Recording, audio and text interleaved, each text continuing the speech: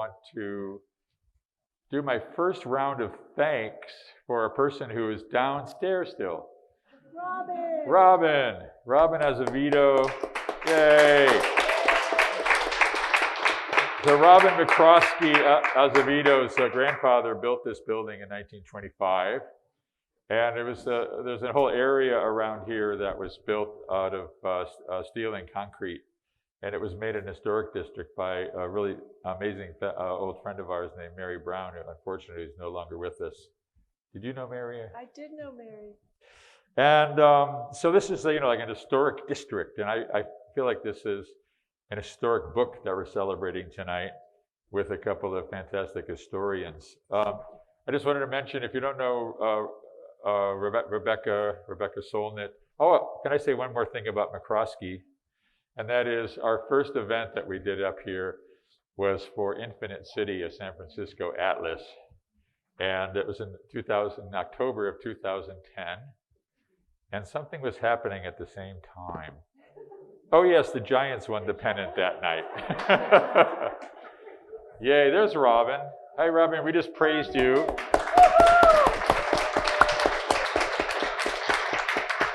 Thank you for hosting tonight, and I'm also my husband and I are also the godparents of her grandchild, Andreas. Let's hear it for Andreas, okay. He's a fiery little 6-year-old. So Rebecca is the author of over 20 books.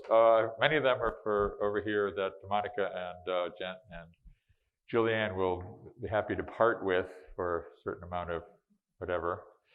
I'm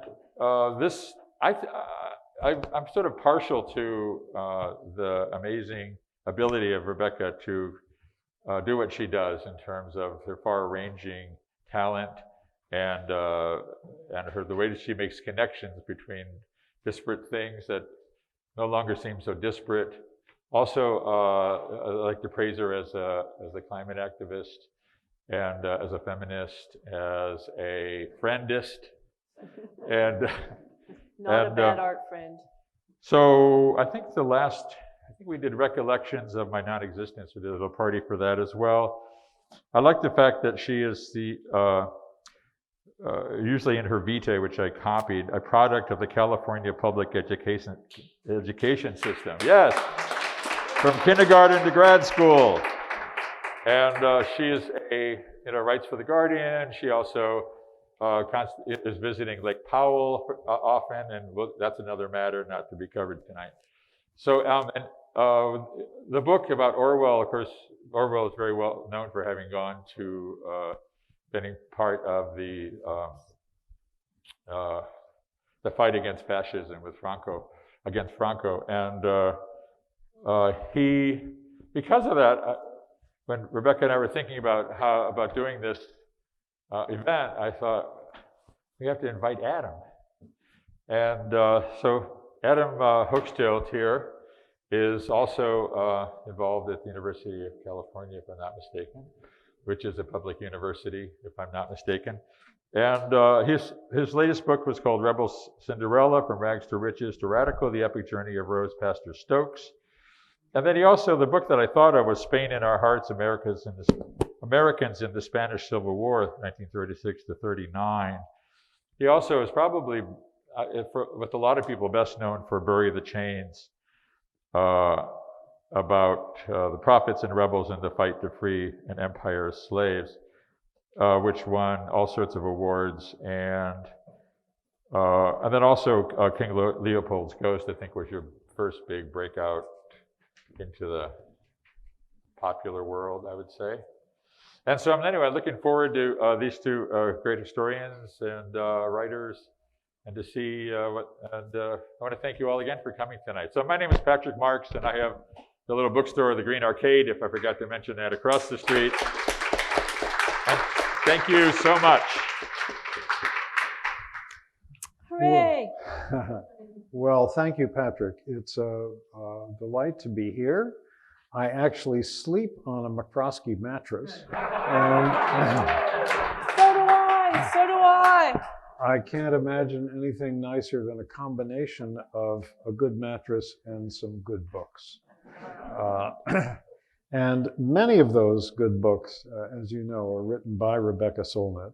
And we're here tonight to talk about her newest one, Orwell's Roses.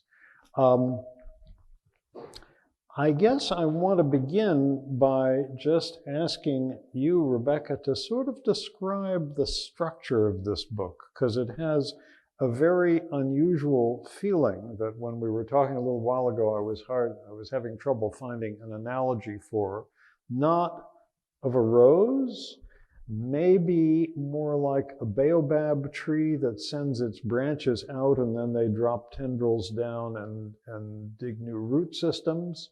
But talk about this sort of root and branch structure of the book, because it is very unusual and very different from the pedestrian, old-fashioned chronology that too many of us stick to. It's secretly somewhat chronological in that the second section, it's in 7 sections, takes up the road to Wigan Pier, the book Orwell was writing or researching just before he moved to Wallington and planted the roses I would encounter in 2017. If they're really those roses, there's now some doubt.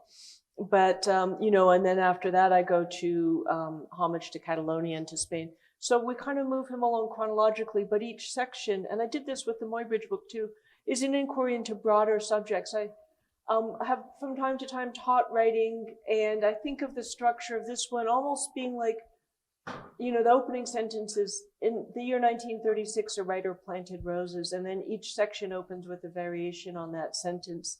The one about biocolonialism and imperialism and the horrible things Orwell's ancestors did in India, Burma, and Jamaica begins in the year 1936. An Englishman planted roses and talks about the aesthetics and politics of gardens and lets Jamaica Kincaid kind of bring it all home, our great garden writer, anti-colonialist. And so it was really a sense, I also thought of it as forays. There's one starting point, which is this remarkable thing. So in 2017, I was on a book tour in the UK, and I was on my way from London to Cambridge to do an event with my friend Rob McFarland, who you probably all know from Underland and many of his other wonderful books. And my friend Sam Green thought he might do a documentary about trees sometime, and we'd gotten very excited that summer and talking about he was talking about notable people who'd planted trees. We had just visited, if you haven't visited, you must, the trees planted by Mary Ellen Pleasant at, is it Sutter and Laguna? Bush and Laguna. She was born in slavery, part of the Underground Railroad, a civil rights hero, inadequately commemorated in San Francisco. But the trees she planted more than a century ago are still growing, so you can stand under trees planted by a woman who was born in the South in 1809, and be connected to that history. So I went looking for Orwell's fruit trees, which had, as it turned out, one of the lovely people who owned the cottage invited me in, had been cut down in the 90s to enlarge the garden shed. And then I met Nigel next door, who remembered the fruit tree, so at least I was in what I started calling the saculum of the trees, a word usually used for human beings. But then they kind of casually mentioned, oh, but would you like to see the roses that Orwell planted? And for me, although I'd known the essay that sent me there, the essay in which he mentions both the fruit trees and the roses for many years, had quoted it before, had thought it was a trace of an Arcadian Orwell that never came to fruition because he lived his life fighting fascism and totalitarianism and in wartime. So even though I knew that, I'd never really thought until after I saw the roses myself, what does it mean that our great prophet of authoritarianism and totalitarianism, this man known as this kind of stern socialist, etc., planted roses? And it was just so rich. It raised so many questions about pleasure and meaning and what it means to live a committed life and the whole plant kingdom, our relationship to it, which of course with climate change and deforestation and the rest, agriculture, etc., always has been tremendously political, but wasn't seen that way in his time. And so I just immediately knew it was an exciting thing. And I had thought, I've written 2 previous books that in some sense are anchored by an encounter. My book, Savage Dreams, the second half is centered around a horrible man invading Yosemite to annihilate its indigenous population, saying to the leader of the group, "Oh, your people will never live here again, but it's okay because we're going to name the lake after you." This was Chief Tenaya, and Chief Tenaya looking at him and saying, "It already has a name." And that encounter, that genocidal encounter, really orchestrated the second half of the book. So, and then the Muybridge book, I thought about writing with every chapter beginning with, in the year 1872, a man photographed a horse. I think only the first chapter does. But I felt this resonant encounter, which I thought would be a book about an encounter possibly between 2 people like Muybridge and Stanford, Lafayette Bunnell and Chief Tenaya, after whom the lake is indeed named, although they had a name Pyewayak for it already, so it was such an erasure. But it was actually between a man and a plant, and roses themselves are so resonant. So it felt like 7 forays from the same starting point, almost like a game of a storytelling game or Exquisite Corpse. You start at the same point, and where do you go from there? Not quite choose your own adventure, but also because of the dimensions of it. Roses have all these poetic and symbolic and religious meanings, but they're part of the plant kingdom. They're horrific industry, which I visited in Colombia.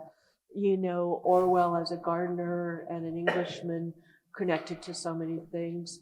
And it also brought me to look at Orwell again and find a really unfamiliar Orwell. Orwell turned out not to be who I always thought he was. I knew his work well, but didn't know the man himself until I met his roses and decided to find out more. That was a very long answer. Tell us a little bit more about that first time that you knocked on the door, and the next door came up. Oh, it was such so I had signed, my former agent, who was not protecting me, had not notified me that the contract I'd signed to appear at a very prestigious place in the UK had a little rider that if you didn't show up, you would be liable for a minimum of £10,000. So I'd actually gone to Nepal, gotten tremendously ill, was on doctor's orders to stay home, but it would have cost me, a floor of £10,000. And they were being very charming in their communications and also making it very clear that they might well go after me. So I was really kind of not quite falling apart, but not that well.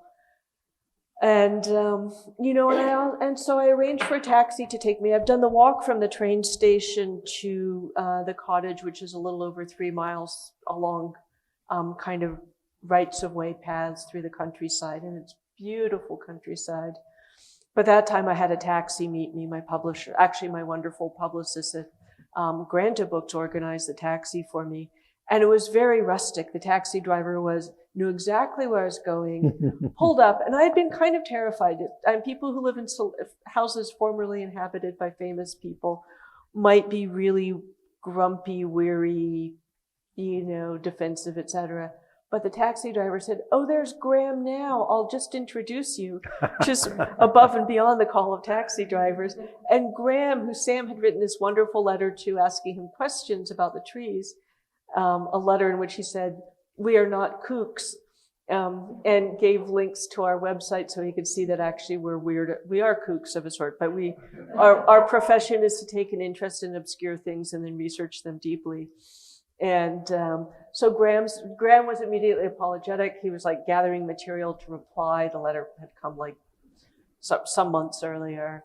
Invited me inside, introduced me to his wonderful wife, Dawn, who's a gardener and tends the garden.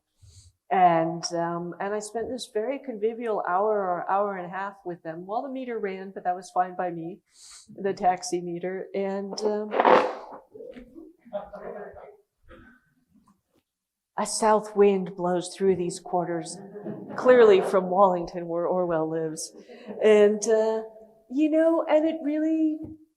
it was so interesting going from being disappointed about the fruit trees, which I had thought I might just be peering at over a garden wall or kind of like asking a few hurried questions as people frowned at me from a doorway, So I was disappointed about the fruit trees. But then the roses, it was November 2nd, Day of the Dead, which later came to seem very resonant. And here were this dead man's roses blooming in November. You mentioned the roses also. One of the fruit trees, no, this is the letter, I'm sorry, this is the letter that the guy wrote back to you. Yeah. Orwell didn't mention the roses in his own writing, did he? Many times, many times. He did mention so in the the roses. essay, a good word for, what was, so part of it, so I love this essay, A Good Word for the Vicar of Bray, which Orwell wrote as one of his columns for the socialist magazine Tribune, for which he wrote a great many pieces in the first half of the 1940s. And I'd always loved that essay. I knew it well. I'd quoted it in a book I did very early on with the artist Louis de Soto, talking about how the planting of a tree, particularly a long-lived hardwood tree, may outlive any other deed you do, good or bad. And it's about many things. It's a very casual essay, but it's also just so pleasurable. And I thought, oh, this is who Orwell would be if he didn't live in wartime. And that was how I knew about the roses, because he mentions going back 10 years later to the cottage he used to live and seeing that he'd done a good deed because the fruit trees and roses were still flourishing. He planted 7 roses at the time, or maybe 9, and 2 died, 7 lived. There were these very cheap Woolworths roses. There was a Woolworths in one of the nearby towns. And, and what was really remarkable, and that comes up late in the book, is realizing that when he went back 10 years later, his life had changed so much. He planted the roses as he'd just come back from the mining districts in the north, gone down into the coal mines. This was 1936, right? The spring of 1936. And his wonderful suffragist, socialist Aunt Nellie had found the cottage, which was so cheap he could afford it on what little he was making as a writer and afford to get married to Eileen O'Shaughnessy that June. And so they got married, they lived there, they went off to Spain, he got shot, he also got terribly ill with one of his many lung infections. He probably contracted tuberculosis there. And they came and went from the garden with health and politics and other demands. She took a job in the Ministry of Information and then the Ministry of Food for the war. So they moved to London. And then she died on the operating table for a hysterectomy in 1945, leaving him a widower and a single parent of the wonderful baby they had adopted the year before. And it was in that context, so a year after his wife died, he was about to move to the Isle of Jura in Scotland. He still had the lease on the cottage, the place he was associated with longer than any other place in his life, although one that most of his biographers have had very little to say about. And it was actually this bereaved widower going back, fearing that it would be too emotionally wrenching to this cottage that was the site of the early years of his marriage, to pack up all the stuff and say goodbye, was the circumstance he doesn't mention in that very cheerful, invigorating essay, A Good Word for the Vicar of Bray. And that was kind of shocking to find, as that's the context in which, he had gone back and seen everything or most of what he planted flourishing 10 years later. So. And when he was living there in 1936, originally he was operating a small grocery store in his home. Yeah, it had been a grocery store. Graham and Dawn, the couple who live there now, laughed and said that when they retired and planned, they wanted to live by the seaside near a pub and shops.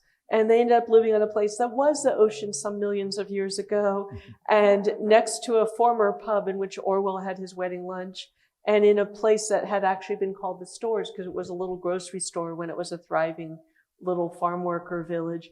And Orwell bought a bacon slicer and reopened it and made a pittance. I think Eileen ultimately sort of like manned the shop more, selling sweets, aspirins, bacon, bits and pieces of this and that. And he also had a probably more thriving business in selling eggs, which I think that the milkman would pick up and resell. But at one point, his hens were laying 100 eggs a week.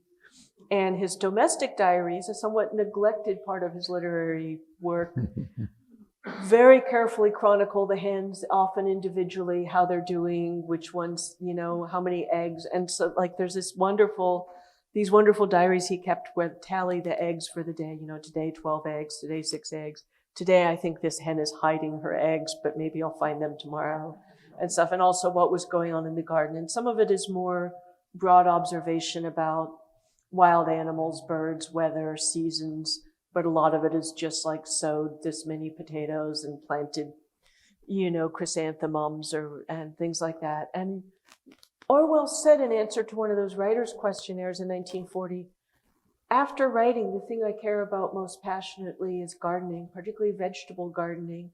And that's a really interesting aspect of who he was, and which I actually think, there's a way in which our pleasures are often treated as both trivial and disposable, like we should just be fomenting revolution all the time.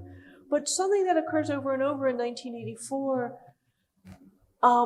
the final command of Big Brother is that you should not believe the evidence of your senses. I'm paraphrasing very badly, but it's a sentence like that that's in here.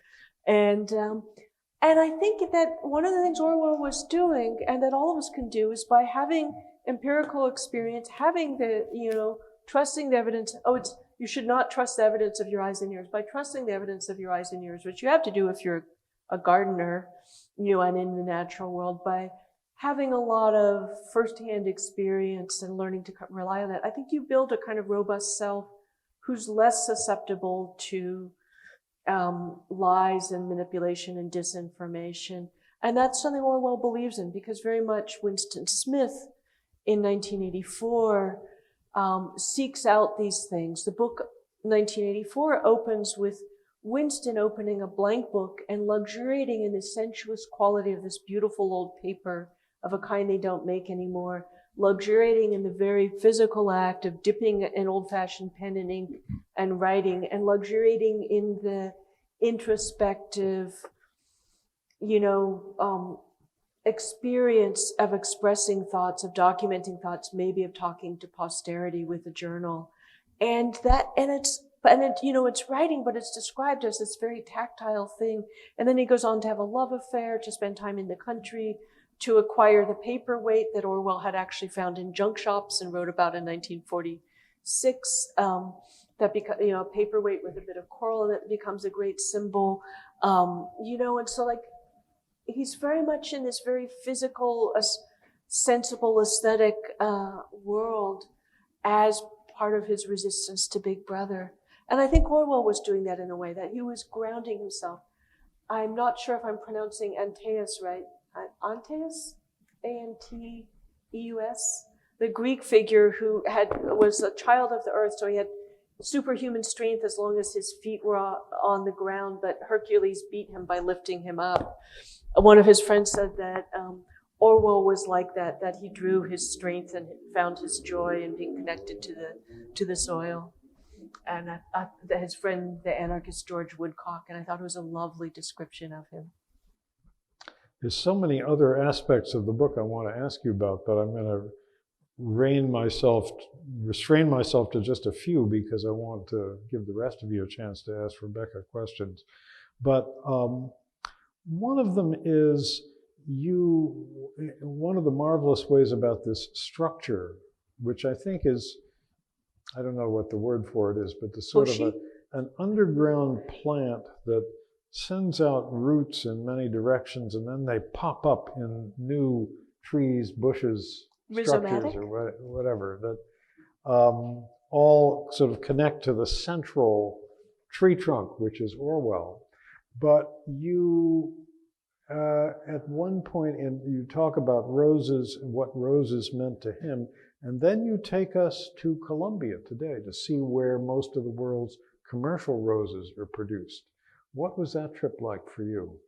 It was really amazing. And, and it achieved a bunch of things for this book, one of which is it very much echoes Orwell going to the industrial north to see the coal mines, the unemployed, the poverty, the incredibly filthy desolation of what a mining district looked like in the 1930s.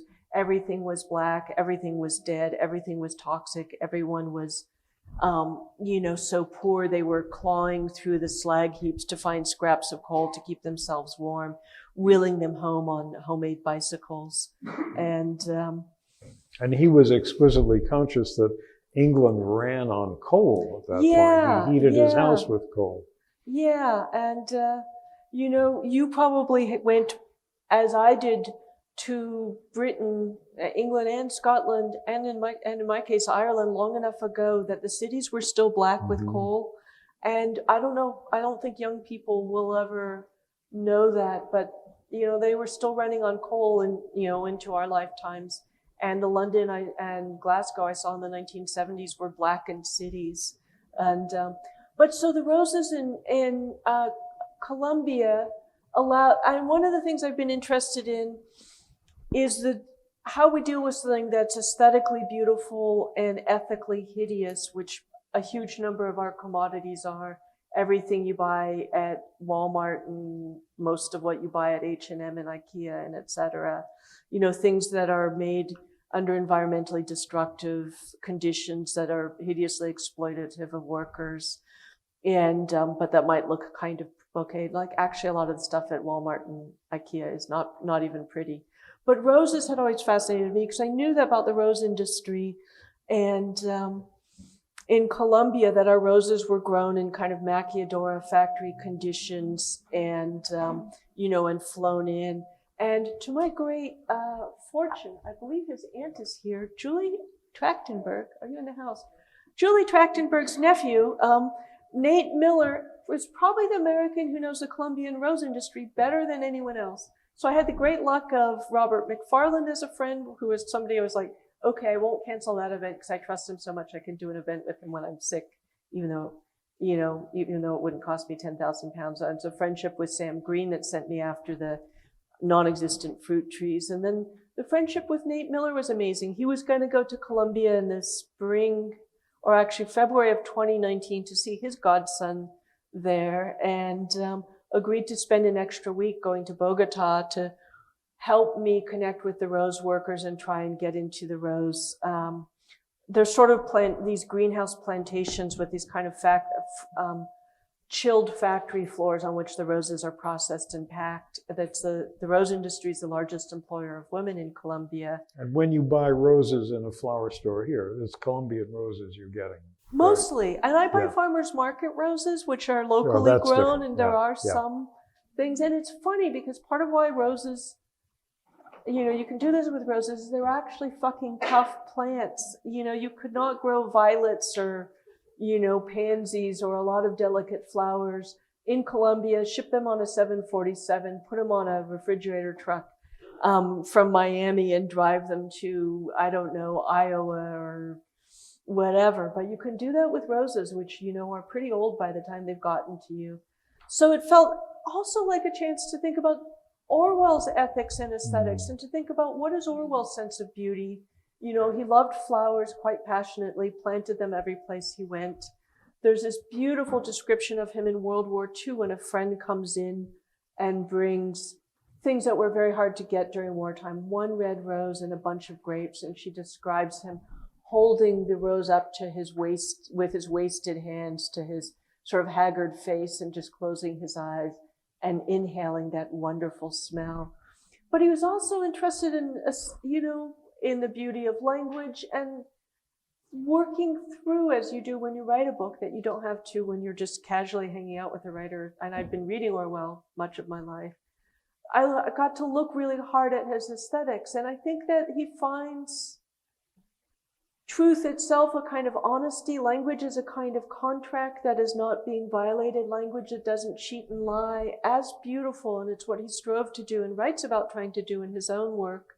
And so the roses became also an occasion to think about what makes something beautiful or ugly, how a lot of people disassociate the ethical from the aesthetic, but how inseparable they are in Orwell's work and how inseparable they should be. And once you've been in the rose factory and seen, it was just use that strange word, Orwellian. The workers all had to wear slogans, which I feel like I should have Adriana read them in proper Spanish. And where is it? It's in section 5 at But they had to wear all these perky slogans that were just, that clearly were not what exploited workers with no, I should have Adriana read them in proper Spanish. And where is it? It's in section 5 and are fired and replaced by young people who will be damaged similarly. So, they're just gross. And so just to see these conditions, and roses also being grown in a completely industrial environment that's nothing like your garden with a few roses in them, was really something. So that Columbia allowed me to do a lot of, connect a lot of different things. And, and of course, the climate footprint of roses, you can fit 5,000 something boxes of, I think, 300 roses a piece in a 747, or a total of 1.6 million roses. And the idea that every day from Bogota, airplanes take off with 1.6 million roses in them is about as alienated as a plant can be from something growing locally out of the ground that you have a relationship to. And it raised a question for me, we always want roses to be this beautiful gesture of romance and sweetness and pleasure. The Colombian workers like to say, the lovers get the roses, but we get the thorns. And, so I really wanted to touch on all of that and to see it for myself. And Nate and I, he was wonderful, was thanked copiously in this book. And we miraculously, which nobody ever does, got inside the greenhouses and the work things. They thought I was a nice lady writer writing a book about roses, which I am, but I'm also, but they did not do a search on Rebecca Solnit, which might have brought up that I'm also an environmental and political writer. And Jesus Lord, they should have looked up Nate Miller, and then they would have been like, oh my God, let's get the goon squad after him. Because he wrote this brilliant report, on the rose industry, but not very widely seen. In fact, I will post it tomorrow in case any of you want to see it on the book of Facebook. Oh my God, Janet? No, I thought that was Janet. Okay. The Masked World. Okay. All right. I'm going to ask one more question and then give everybody else a chance to ask. Am I not giving you a chance to ask your lovely questions, which I'm so curious about there? It's all right. You could ask all of them, and then I can try and wrestle with Oh, then we'd be here till midnight, I'm afraid. Anyway, when I look at what you've written, and it's a mighty impressive list of books that fills up a whole page here at the front of this book. In fact, this might even be a violation of the Fair Labor Standards Act, because I think it's definitely I am my own sweatshop. Exceeded 8-hour days and many other standards, violated laws to write this many.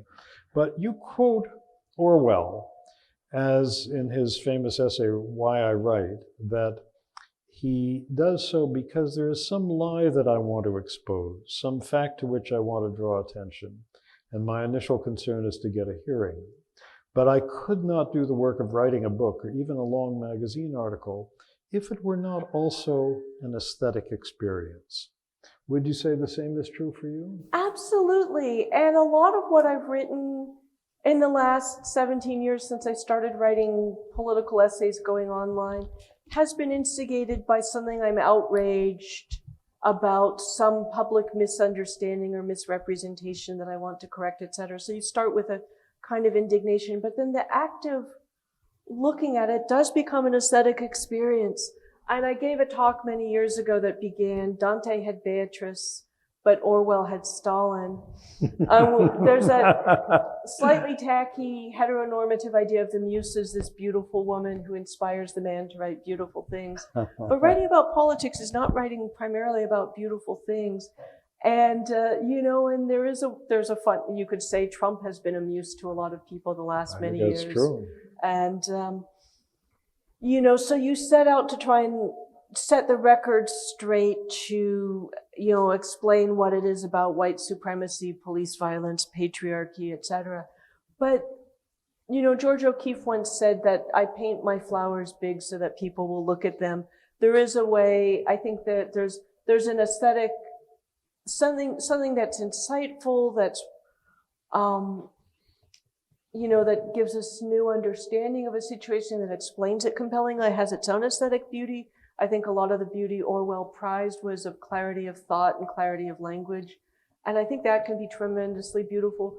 But it is an aesthetic business, even writing an essay about police violence or, things like that. And so that larger context has always resonated for me, or that larger paragraph of why I write has been my credo, and I've given it to many writing classes, and et cetera. That wonderful passage in which he says, as long as I am alive and well, I will love the surface of the earth, solid objects and obscure scraps of information, and a bit more than that. But it's a wonderfully eclectic list. But yeah, I think that it is, and that because like Bury the Chains is one of the most beautiful history books ever written, as far as I'm concerned.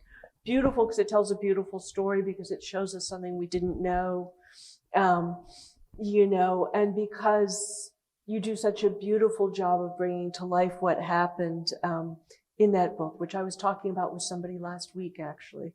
My favorite of all your books. Although part of why, something that wasn't said about Adam and Patrick's introduction, I want to say here, not only does Adam know the Spanish Civil War far better than I, because he wrote a wonderful book about it, but he was the person I emailed with the heading, "Can we have a nice chat about Stalin?"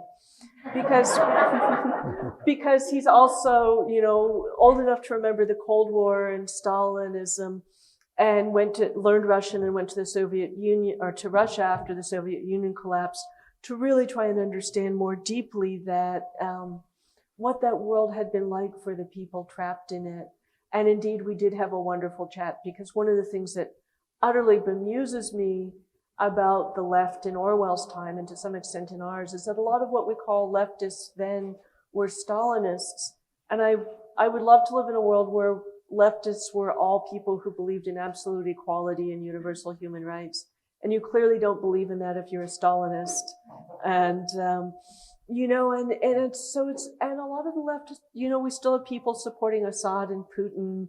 We've had people supporting various other authoritarians and dictators, committing various other human rights abuses over the years, who are identified as left. And Orwell was somebody deeply anti-authoritarian, deeply aware, because of his Spanish Civil War experience, of how horrific Stalin was, and kind of calling out that part of the left that was Stalinist at a time when that was a very unpopular thing to do, which is, oh my God, here it is. The rain says fuck Stalin, but not green things. And, so I just wanted to mention that in passing. We did have a great chat about Stalin and Stalinism, and how so many people became Stalinists who started out as perfectly lovely idealists. Oh my God. Wow. Oh, blessed sound.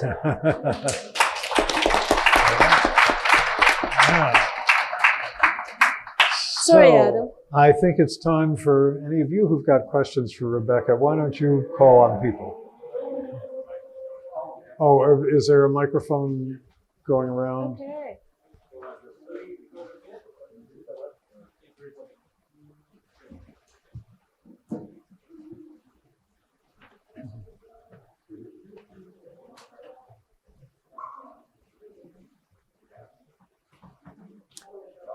I see you. Does anybody else have a question?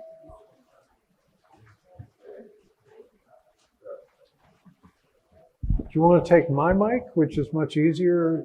We'd like to have it recorded, so. Yeah, but I was going to say you could, or you got one. Okay. Yeah.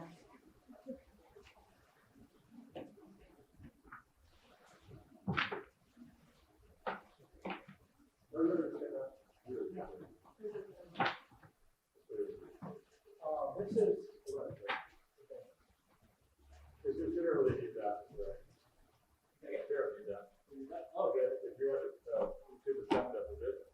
Yeah. Thank you, Mark, for being our guinea pig. Test. Loud and clear. Okay. This is actually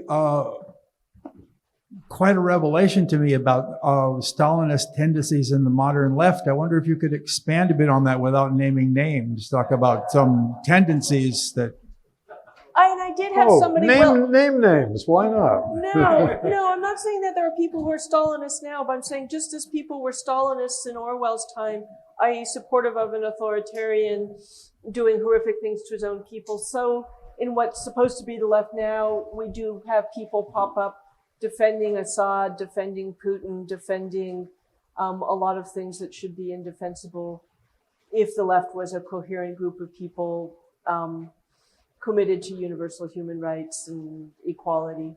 And, and you can go back, I remember people supporting, I think, Milosevic and Tito and, all kinds of, I actually had a little altercation this spring with a local publication.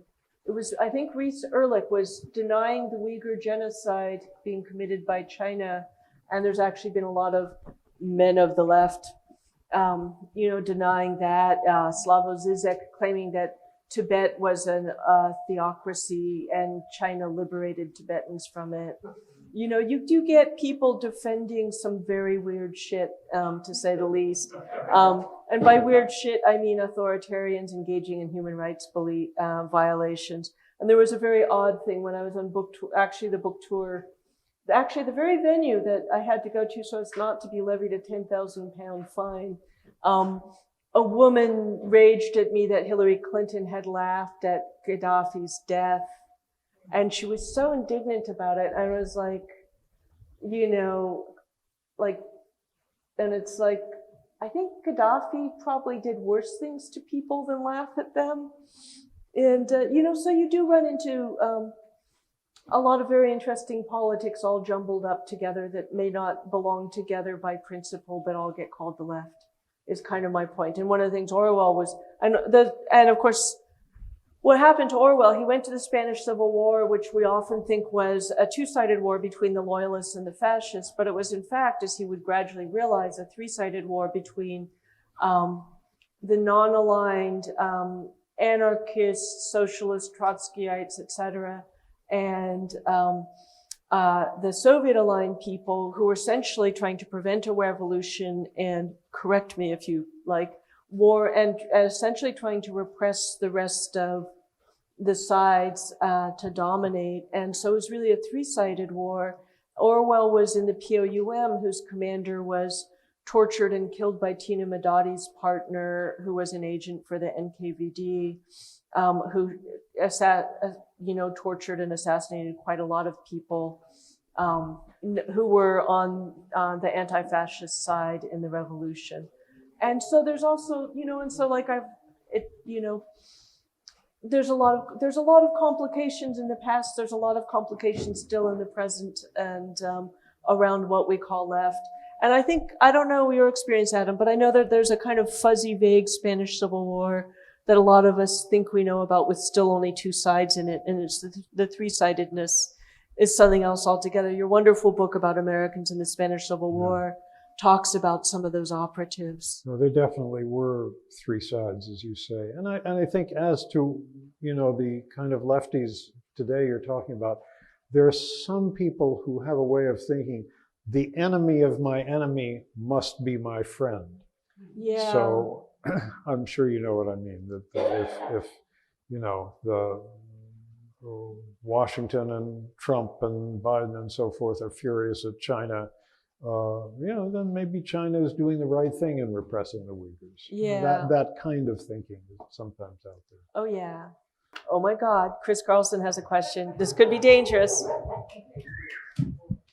Hi, I'm going to help you change the subject a little bit. First of all, I'll just say for everybody that's interested in the current topic about the left and sort of the dead ends that we've all experienced over and over again and the kind of crazy internecine warfare on the left, a great new book is by Rodrigo Nunez called Neither Horizontal Nor Vertical that I'm pitching like mad. It does a lot about left melancholia, both kinds, the kind that started in the 30s and the kind that started in the 60s, and how they each need each other. So check that book out and you can have a whole different conversation about this. I have two questions and they're both kind of weird and you do whatever you want with them. The first one has to do with Michael Pollan's Botany of Desire, in which tulips and the beauty of tulips inspire humans to move them everywhere around the world. And I wondered if that had any influence whatsoever on your ruminations on roses and beauty and sort of the agency of plant life in shaping our lives. So that's part one, do whatever you want with it. And part two is this interesting point that Adam was making about the structure of your book, resembling sort of this, either the baobab tree or some sort of networked kind of rhizomatic structural thing. And I wonder, because I think about this a lot doing, online history work and kind of the nonlinearity of that presentation and how incoherent it can be. And I think your books are extremely coherent, and yet your structures do resemble this kind of networked approach. So I'm wondering what you think about sort of cognition these days. Like, do you think about how people learn while you're writing your books? Do you think about how people digest information in a way that lends itself to a less linear presentation? So. And those are wonderful questions. To the first one, Michael Pollan's actually quoted or referenced briefly in here because he makes that wonderful point at the beginning of Botany of Desire that we think we've domesticated plants, but it could equally be said that those plants have domesticated us to propagate and tend them. Roses, which already grow throughout a large part of the world, have been tremendously successful, and every suburban house has a scraggly rose in front of it practically. And, there's a Berkeley rose garden, an Oakland rose garden, and a San Francisco rose garden all for the public. But I thought that was interesting in a much broader sense, because we do tend to think of plants as passive and acted upon, and, often as victims. And when it comes to deforestation, clear cutting, climate change.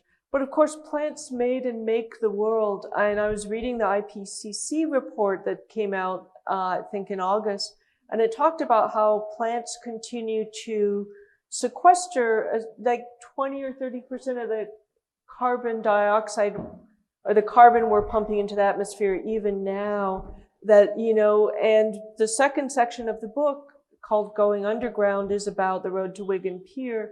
And of course, Orwell was not thinking about climate change, but the fact that he's in the coal mines gave me an excuse to do a detour through the Carboniferous, the era in which almost all fossil coal was created, 300 million years ago, and to look at that extraordinary way in which first, of course, the evolution of the planet is first blue-green algae and stuff in the ocean produces oxygen that makes the air breathable so that few things can come out of the water and live in the air and on land.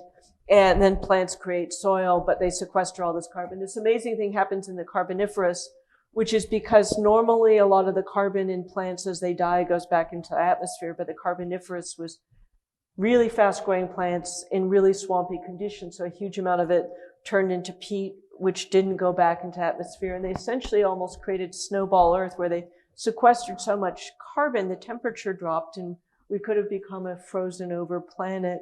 But because that slowed down plant growth, it adjusted itself.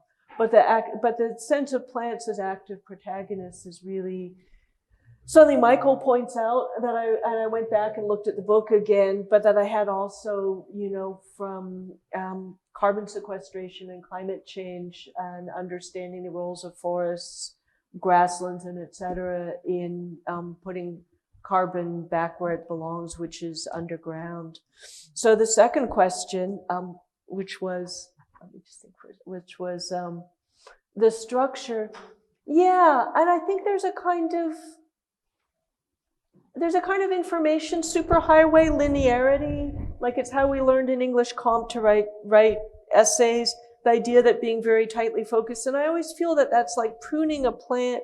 It's like creating topiary out of a bush or something. You're clipping all this stuff off that's related. Academic disciplines often do that too. I remember Richard Walker saying like, oh, but the environmental historians get very upset when I stray over there. And it's like, who the hell is the border patrol between geography and environmental history? I'm curious, but I hope I never meet them because I'm sure I'm in a muddle. And I many years, 20 years ago in my history of walking, I said if walking as a subject trespasses and meanders through many subjects, the evolution of human anatomy, the private, commons and privatization of public land, urban and rural history, romanticism, all these things. And I've always been interested in things that sprawl like that. And I also think that a linear narrative is a narrative from which many things have been cut that are essential parts of the story, just as things that fit into an official discipline often leave out relations. As my friend Vijaya has a joint appointment in environmental studies and religion at USF nods. And, so it's kind of natural. I think this is actually how we think. When I first started transcribing interviews, I was fascinated to find that most of us don't actually speak in sentences, except Michael Pollan, who speaks in perfect paragraphs. And even post-psychedelic, you could probably transcribe them and publish them. But also that it's very normal when you have a conversation with someone for it to be very wide-ranging. You talk about your personal life and politics and what's for dinner and this thing that happened to a mutual friend. And you never feel lost or it doesn't hang together. But we often think that we have to have that kind of narrowing and linearity to have coherence and work. And you can be incoherent, but I do think there's a way to have, a kind of meander. And the shortest distance between 2 points is a kind of modern efficiency ideal. I'm often interested in the longest distance between 2 points, which is where you take in most of the scenery and find most of the relationships between things, this kind of unhurried, backroads route. So thank you for lovely questions. Boy, I'm going to steal that line, the longest distance between 2 points. That's what so much good writing is about. Oh, I like that. Yeah. Could you talk a little bit about the research process? You found his news articles and his gardening diary. Was it just from the collected works essay, the 4-book volume set, or where did you find everything else? Thanks. Oh my God, it was quite an adventure. So I ran into the Roses on November 2nd, 2017, and I thought okay, I need to look at Orwell again. And I own the 4-volume collected Orwell and some of the other books. But I read some biographies, and the biographies mostly, in my experience, in my interpretation, tend to portray him as this kind of grim, stern, austere figure, and therefore very manly. I told Sam that I thought of my project as pelting poor Orwell with sissy flowers. And I think it was less so in the Britain of his time, but even liking flowers, I think, is not considered strictly heterosexual manually in our time and place.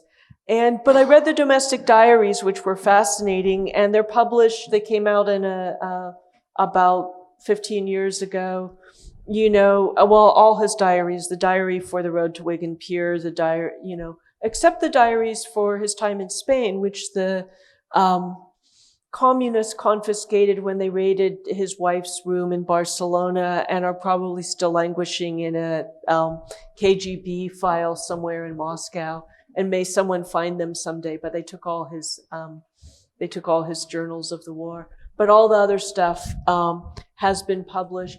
And then I started using UC Berkeley's resources, which has been a blessing to me many times. I went to look at Orwell's papers in the University College London, and then they basically said, look, everything's been published, you don't really need us, there's collected volumes of his letters. But one of his biographers did a wonderful job of editing basically everything he'd ever written, letters, journals, published and unpublished work, and produced this 20-volume complete Orwell. The pandemic hit, and I had not checked out all 20 volumes. I ended up actually having to, go buy them for $100 or more a piece, which was fine, but was, I'm so used to public libraries and the UC libraries.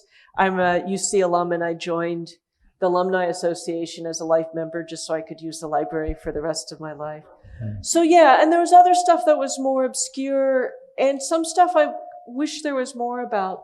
Tina Madadi, as I said earlier, had her life partner once she was deported from Mexico in 1929 until she died in 1940.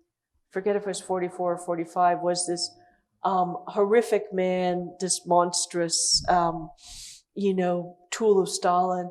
And it's not clear to me whether she was an ardent Stalinist, ardent supporter of the USSR of her own volition, or if she essentially was living in fear of and if your partner is a professional assassin, you might feel that you have limited life choices. And Victor Serge and the Mexican newspapers both suggested Tina Modotti may have been assassinated by him because she was possibly straying from the orthodoxy. And, and there's no more concrete evidence of that. So I read the biography of Modotti, and there's about 10,000 words of footnotes here, and a huge amount of it is published stuff by Orwell, but also other scholars. I read Jamaica Kincaid in her own books in the New Yorker, and a fantastic British website documenting the British slave plantations in Jamaica, from which I found the names of many of the slaves Orwell's ancestor owned there. So it's the usual research process, lots of bits and pieces, and often quite exciting or disturbing to find the next piece. I had a genealogical spree early in the pandemic where, thanks to all the genealogy websites, I was able to draw up my own family tree, anti-rhizomatic, or not really, because it's sprawled. He's actually related distantly to, what's his name? The parliamentarian who was anti-slavery, Wilberforce. So he's distantly related to William Wilberforce, but directly related to these slave owners. I was able to trace him back to the late 15th century, which was, for me, who doesn't have a deep pedigree because I'm just Irish peasants and Russian Polish Jews. It was just a sign of what it means to be a person who's on the record, and the kind of stature and confidence that comes from not only being related to aristocracy and rich people, but just the kind of people who get documented. So, so lots of bits and pieces, and I love it. And Adam and I have talked about the subtle joys of archives. He's one of the great archive lovers and researchers I know. And, so it was really fun. I love research. Being a writer is like never graduating. Yeah. Given the events of the last, how many years, I've been... Can you hold that closer? What? Can you hold that closer to your face so everyone can hear? Yeah. I've been thinking about my personal role in this culture as a beneficiary of my whiteness. Yeah. And when you talked about Orwell and that history of having been born on a plantation which is family owned, I've more or less for most of my life held myself exempt from, it's like, well, at least my family didn't own slaves. But now there's this aspect where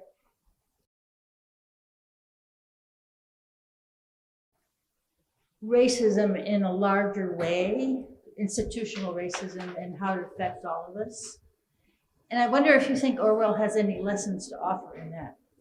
And Orwell, of course, wasn't born on a slave plantation because the British Empire abolished slavery in the 1830s. That was his great-great-grandfather, who was like the third or fourth generation of Blairs to own slaves. There's a picture of him in the book. Mm-hmm. But Orwell was actually born in something almost equally nasty. He was born in Motihari, India. I sometimes wonder if India should claim him as one of their writers, because that's where his father was operating as an opium agent, which is exploiting Indian labor to foist the product on China with the damage that opium would do to China and start two wars. And I think he was very conscious of that. So for those of you who don't know Orwell's biography, his father was actually in India till he retired, so Orwell didn't really spend any time with his father except for one visit until his father retired and came home when he was 8, at which point Orwell had been thrust into boarding schools. He went to a preparatory school that was basically going to stuff him with facts and languages so he could win a prestigious scholarship. He was the one boy of the 3 children, and his parents were ambitious for him. They were also pretty poor. His father had had a very dead-end career. And so he won a scholarship to Eton, the most posh school, the school that all the prime ministers and unbearable aristocrats go to. Had a pretty miserable time in all the schools. And because his family had no money and because he had refused to, again, perform academically, he couldn't win a scholarship to university, which is what some people expected for him. So his parents I think, kind of talked him into enlisting in the Burmese police in, British colonial Burma.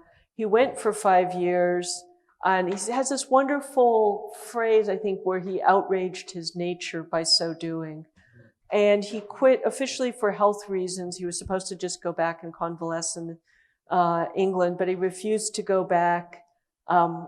And he says it turned him into an anti-imperialist. His essay, A Hanging, and another essay about Burma, Shooting an Elephant, talk very much about being very conscious of that, outsized power he had as an agent of the British Empire and an armed white man among these people. And, and he was very skeptical about Gandhi, wrote a very interesting essay about him, but absolutely supported Indian independence. He has a wonderful sentence, and let me see if I can find it and get it right. And,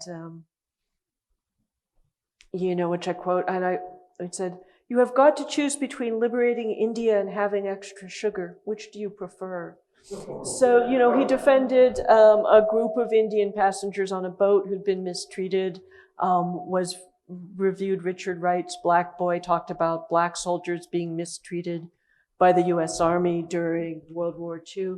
So he was actually, he wasn't particularly stellar on gender, although I argued to some extent in 1984. But he was actually pretty anti-racist and definitely very anti-imperialist. So he definitely had all the, the privileges of, I think, a certain kind of confidence. And oh my God, there's nothing more terrifying and unbearable than a truly confident upper middle class Englishman. And, but he was also spent a lot of his life slumming down and out in Paris and London. His first book is about living in profound poverty in those two cities. He spent time, kind of in the lockup. He went hop picking. He lived very frugally in this village where he was the shopkeeper.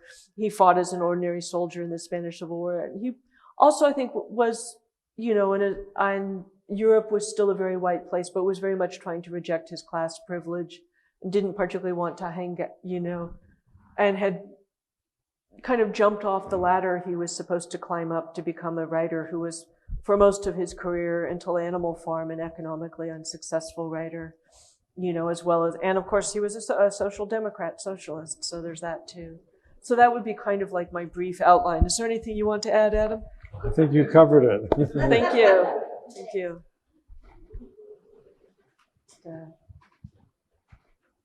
You're standing up, Patrick.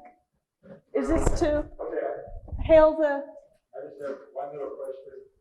Oh, yay. It's such a minor point, but this idea of, and Adam talks about it in the Spanish Civil War book, but is this apocryphal? I mean, I know that, he was, when he left Barcelona and they decided not to go back to their hotel room or wherever, was it a hotel room, I guess? Yeah. Yeah. And all these things, and it was listed somewhere supposedly by the Soviets. But do you think that really exists? And what's the relation? Do you think that those notebooks really are on a file somewhere? Oh, I think they are. And then why are they keeping them? Or what is the relationship to the Soviets then and the Soviets? I mean the Russians now. The Putin. Good question. I'm sure they exist because we have testimony from people who served beside him in the trenches for the 4 months or so that he was at the front in the Spanish Civil War, that he was writing all the time. He was scribbling things down in notebooks. He came back to Barcelona on leave after 3 months at the front, gave his notes and notebooks and so on to his wife, Eileen. And then in Homage to Catalonia, he describes how her hotel room was searched. Police barged in and spent 2 hours ransacking the room and taking a lot of stuff. His notes, checkbooks, correspondence, all sorts of other stuff. And it went back to Moscow, and nobody's ever seen it since. There was one person working in archives in Moscow in the early 1990s who thought he saw on the other side of a room a file that looked like it could have contained some of this other, but we don't know for sure. And the Soviets have, or the Russians have always claimed there's nothing there. And there's all sorts of other stuff that we know was confiscated by them from various writers during the 1930s, including 2 novels by the wonderful Victor Serge that are also still locked away somewhere. Well, thank you. Anybody else have a question, or would you like to make some final salutations or exhortations? No, this is my first live event since I canceled my book tour for Recollections. It's our first one 18 too. months Thank you ago. so much, And Rebecca, it was Adam. very lovely.